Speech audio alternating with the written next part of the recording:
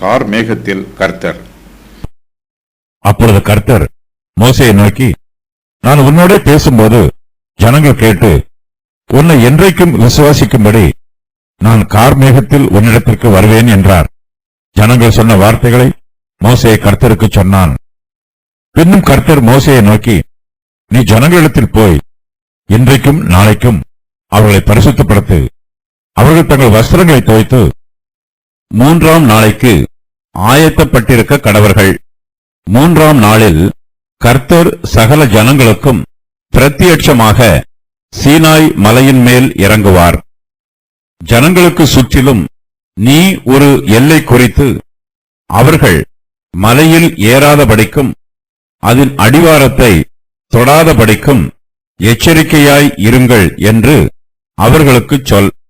மலையை தொடுகிறவன் எவனும் நிச்சயமாகவே கொல்லப்படுவான். ஒரு கையும் அதை தொடலாகாது. தொட்டால் நிச்சயமாக கல்லறியுண்டு அல்லது ஊடுருவ எய்யுண்டு சாக வேண்டும். மிருகமானாலும் சரி, மனிதனானாலும் சரி, உயிரோடு வைக்கப்படலாகாது. எக்காலம் நெடுந்தொனியாய் தொனிக்கையில் அவர்கள் மலையின் அடிவாரத்தில் வரக்கடவர்கள் என்றார். மோசே மலையிலிருந்து இறங்கி ஜனங்களிடத்தில் வந்து அவர்களை பரிசுத்தப்படுத்தினான். அவர்கள் தங்கள் வஸ்திரங்களை துவைத்தார்கள். அவன் ஜனங்களை நோக்கி, 3ஆம் நாளுக்கு ஆயத்தப்பட்டிருங்கள், மனைவியினிடத்தில் சேராதிருங்கள் என்றான். கர்த்தர் கார் மேகத்தில் சீனாய் மலையின் மீது இறங்கி வருகிறார். கர்த்தர் சகல ஜனங்களுக்கும் பிரத்யட்சமாக சீனாய் மலையின் மேல் இறங்கி வருவார்.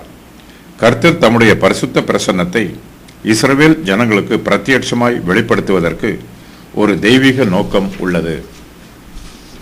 கர்த்தர் தம்முடைய நோக்கத்தை மோசேக்கு வெளிப்படுத்துகிறார். கர்த்தர் மோசேயை நோக்கி, நான் உன்னோட பேசும்போது ஜனங்கள் கேட்டு உன்னை என்றைக்கும் விசுவாசிக்கும்படி நான் கார் மேகத்தில் உன்னிடத்திற்கு வருவேன் என்று சொல்லுகிறார். கர்த்தர் கார் மேகத்தின் மேல் மோசேயினிடத்தில் வருவதற்கு இதுவே காரணம். தேவன் இறங்கி வந்து தம்முடைய ஜனத்திடம் வருவதாக வாக்கு பண்ணுகிறார். ஜனங்கள் மலையில் ஏறாதபடிக்கும் அதன் அடிவாரத்தை தொடாதபடிக்கும் ஜனங்களை எச்சரித்து கூறுகிறார். மலையை தொடுகிறவன் எவனும் நிச்சயமாகவே கொல்லப்படுவான் என்பது தேவனுடைய எச்சரிப்பின் சத்தமாகும். மோசே தேவனுடைய கட்டளையை பெற்றுக்கொண்டு இஸ்ரவேல் ஜனத்தாரிடம் வந்து அவர்கள் தேவனுடைய சமூகத்திற்கு வரவும் அவருடைய சத்தத்தை கேட்கவும் அவர்களை ஆயத்தப்படுத்துகிறார். தேவன் மோசேயை தமது வல்லமையோடு அனுப்பியிருக்கிறார். இதை ஜனங்கள் விசுவாசிக்க வேண்டும். தம்முடைய சத்தத்தை கேட்கும்போது ஜனங்கள் மோசேயை விசுவாசிப்பார்கள் என்பது தேவனுடைய திட்டம். தேவன் இதை அற்புதங்கள் மூலமாகவும் வேறு ஏதாவது அதிசயங்கள் மூலமாகவும் செய்யாமல் தமது சப்தத்தை ஜனங்கள் கேட்பதன் மூலமாக செய்ய விரும்புகிறார். தேவனுடைய சப்தத்திற்கு வல்லமை உண்டு.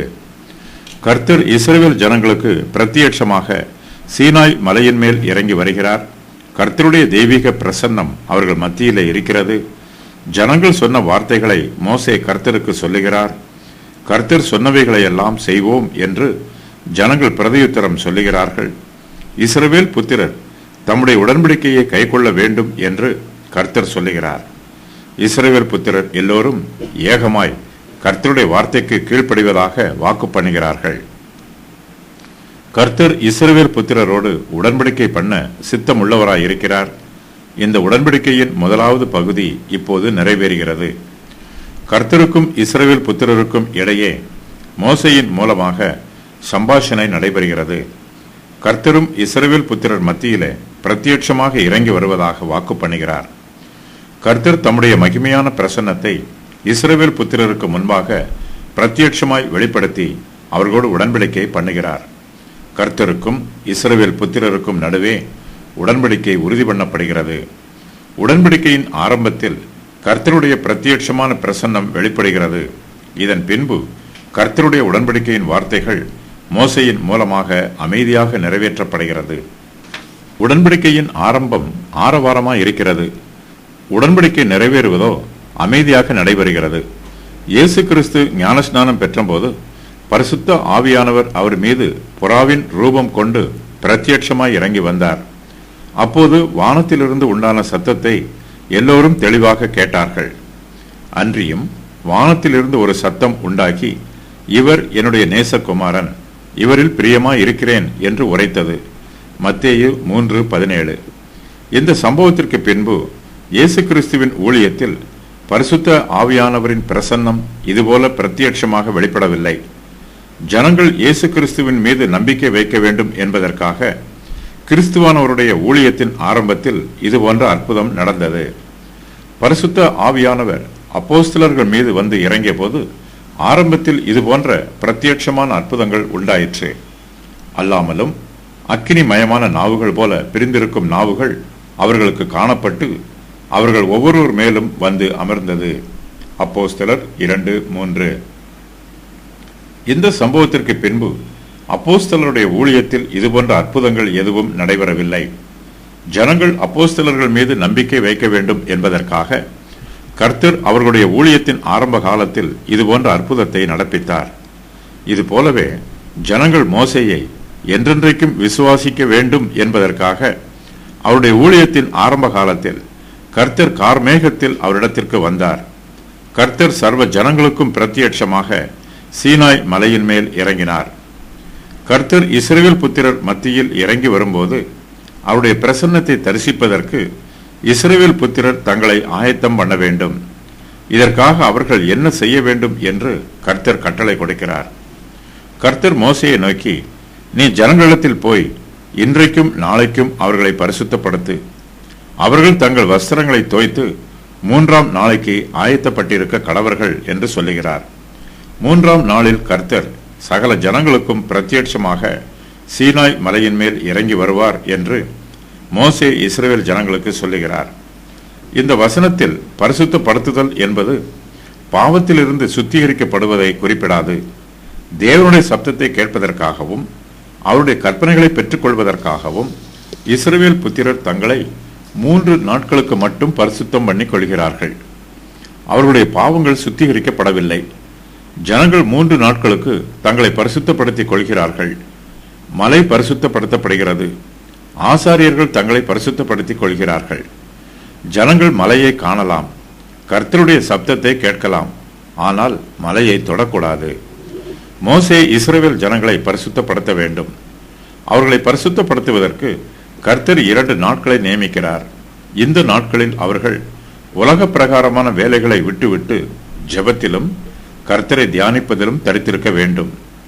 அவர்கள் இந்த 2 நாட்களிலும் கர்த்தருடைய வார்த்தைக்கும் அவருடைய பிரமாணத்திற்கும் முக்கியத்துவம் கொடுக்க வேண்டும்.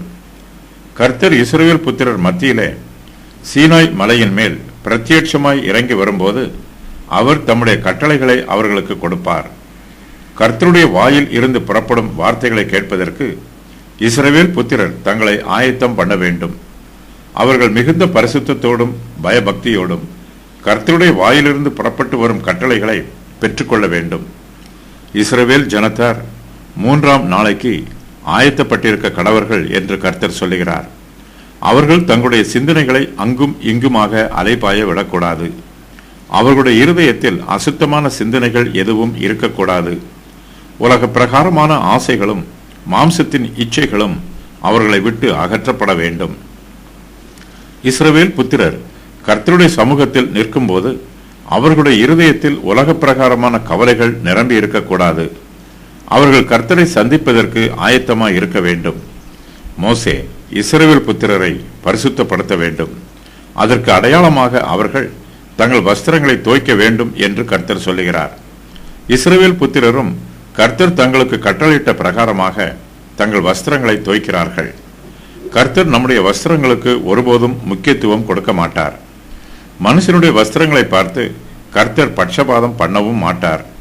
ஆனாலும் அவர்கள் தங்கள் வஸ்திரங்களை தோய்த்து அதில் உள்ள அழுக்கை நீக்குவது தங்களுடைய பாவத்திற்கு மனம் திரும்பி தங்கள் ஆத்துமாக்களை சுத்தப்படுத்துவதற்கு அடையாளமாய் இருக்கிறது. நம்முடைய சமுதாய வாழ்க்கையில் பெரியவர்களையும் முக்கியஸ்தர்களையும் சந்திக்க போகும்போது நாம் சுத்தமான வஸ்திரங்களை நேர்த்தியாக உடுத்திக் கொண்டு போகிறோம். நாம் பரிசுத்தமான கர்த்தருக்கு முன்பாக நிற்கும் போது நம்முடைய இருதயம் சுத்தமாய் இருக்க வேண்டும். மனுஷன் முகத்தை பார்க்கிறான், அவன் மனுஷனுடைய வெளித்தோற்றத்தை பார்க்கிறான். கர்த்தரோ நம்முடைய இருதயத்தை பார்க்கிறார். கர்த்தர் நம்முடைய இருதயத்தின் சிந்தனைகளை ஆராய்ந்து பார்க்கிறார். கர்த்தர் சகல ஜனங்களுக்கும் பிரத்யட்சமாக சீனாய் மலையின் மேல் இறங்கப் போகிறார். அப்போது இஸ்ரவேல் புத்திரர் தம்மை சந்திப்பதற்கு தங்களை எப்படி ஆயத்தம் பண்ண வேண்டும் என்று கர்த்தர் அவர்களுக்கு கட்டளை கொடுக்கிறார்.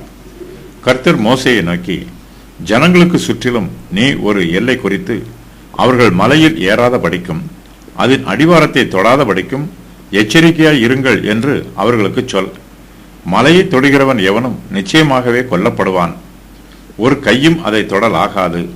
தொட்டால் நிச்சயமாக கல்லெறியுண்டு அல்லது ஊடுருவ எய்யுண்டு சாக வேண்டும்.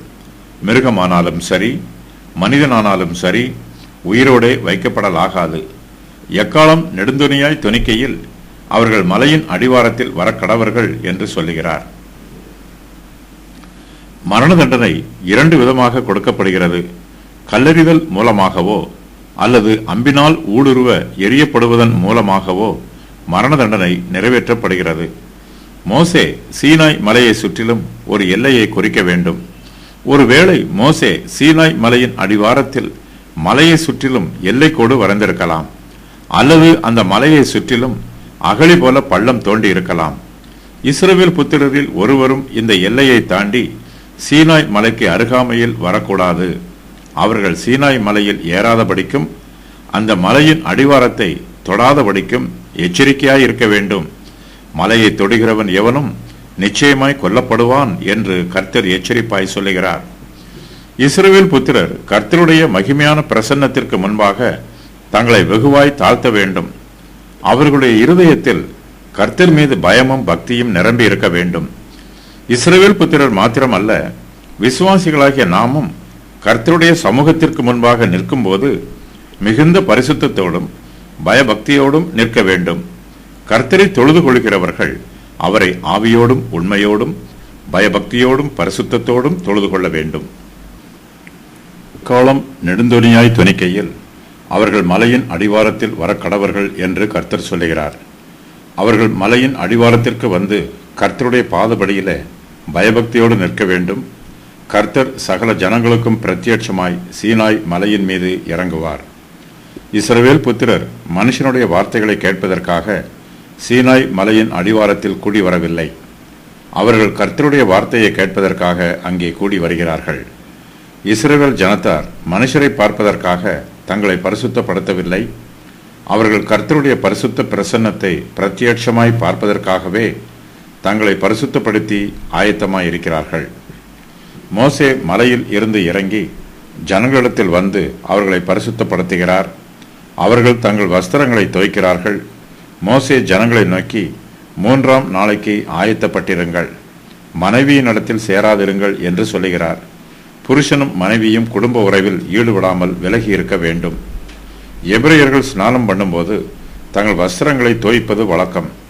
யெகோவா தேவனை சந்திப்பதற்கு ஸ்நானம் பண்ணி வஸ்திரங்களை தோய்ப்பது அவசியம் என்று இஸ்ரவேல் புத்திரர் கருதுகிறார்கள்.